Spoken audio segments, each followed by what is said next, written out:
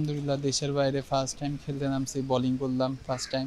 আলহামদুলিল্লাহ 5 উইকেট আল্লাহ দিছে আলহামদুলিল্লাহ। না আসলে ওইরকম কোনো নাই। আপনার আসলে ফার্স্ট টাইম শ্রীলঙ্কার সাথে ঘরের মাঠে 6 উইকেট পাইছিলাম আলহামদুলিল্লাহ। এরপর এবারও গেলাম, 5 উইকেট পেলাম। আপনার আলহামদুলিল্লাহ ভালো।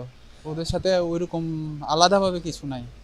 বোলিংয়ে আসলে চেঞ্জ বলতে আপনার আমরা তো অনেক কাজ করি আলহামদুলিল্লাহ। আপনার বিভিন্ন রকম ভেরিয়েশন নিয়ে কাজ করি। তো আপনার কোনো কিছু একটা কাজ করতে গেলে আসলে দিনে দিনে সব কিছু হয় না, আপনার সময় লাগে। ধরেন আপনি কোনো কিছু শিখলে, ব্যাটসম্যানরা যেরকম শট শিখলে আপনার ওটা হয়তো 1 বছর বা 6 মাস পরে মাঠে অ্যাপ্লাই করতে পারে, ওই রকম কাজ করছি। সবচেয়ে ভালো হয়েছে হলো আমাদের এই টিমের সাথে যখন খেললাম, ওখানে অনেক লম্বা সময় বোলিং করছি। আপনার প্র্যাকটিসে যে জিনিসগুলো করি ওগুলো ম্যাচে অ্যাপ্লাই করতে পারছি। আসলে ম্যাচে যতক্ষণ অ্যাপ্লাই করবো না ততক্ষণ আপনার কনফিডেন্স লেভেলটা ওইরকম হয় না। যখন আপনি ম্যাচে করতে পারবেন তখন আপনার ভিতর সাহসটা আসবে।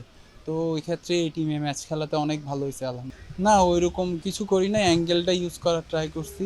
আপনার আমরা এখানে আমাদের সোহেল স্যার আছে, তারপর বাবুল স্যার আছে। বাবুল স্যার আমাকে ব্যাটিং নিয়ে কাজ করে, বোলিং নিয়েও করছে। তখন এই টিমে নাজমুল ভাইও ছিল। তখন আমরা নাজমুল ভাইয়ের সাথে, তারপর সোহেল স্যারের সাথে তো ক্যাম্পে কাজ করছিলাম। তো ওগুলো ওখানে অ্যাপ্লাই করছি, ক্রিজটা ইউজ করা, তারপর আপনার মানে এক এক জায়গা থেকে বোলিং করা ট্রাই করা ওগুলা। তারপর মুস্তাক স্যারের সাথেও কাজ করলাম আপনার যখন ম্যাচ শুরু হওয়ার আগে। তখন উনি বলছিল আপনার সাইড মানে অ্যাঙ্গেলগুলো ইউজ করতে পারলে আমাদের জন্য খুবই ভালো হবে। আমরা সবাই তাইজুল ভাইরা আমরা সবাই এগুলো নিয়ে কাজ করি। আসলে আপনার ওনাকে যতটুকু পাই ততটুকু আপনার উনি আমাদেরকে বলে ওগুলো শেখার ট্রাই করি।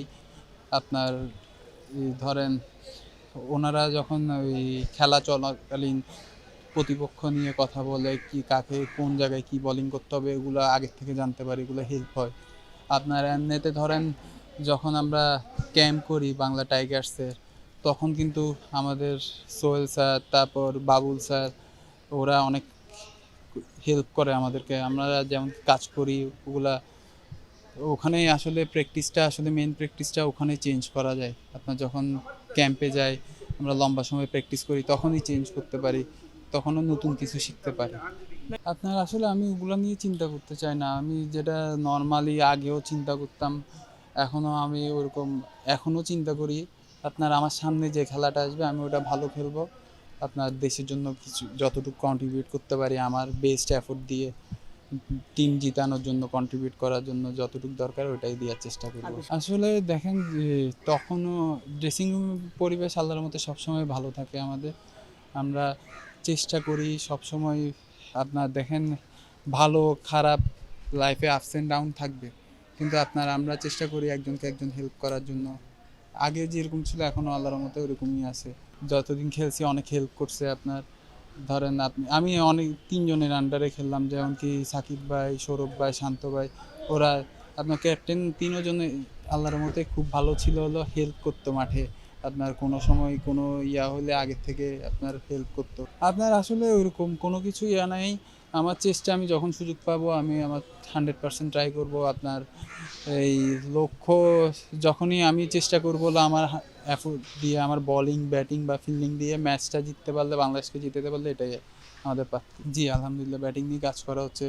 কি সোহেল স্যার বাবুল স্যার আমাকে ব্যাটিং দেখে।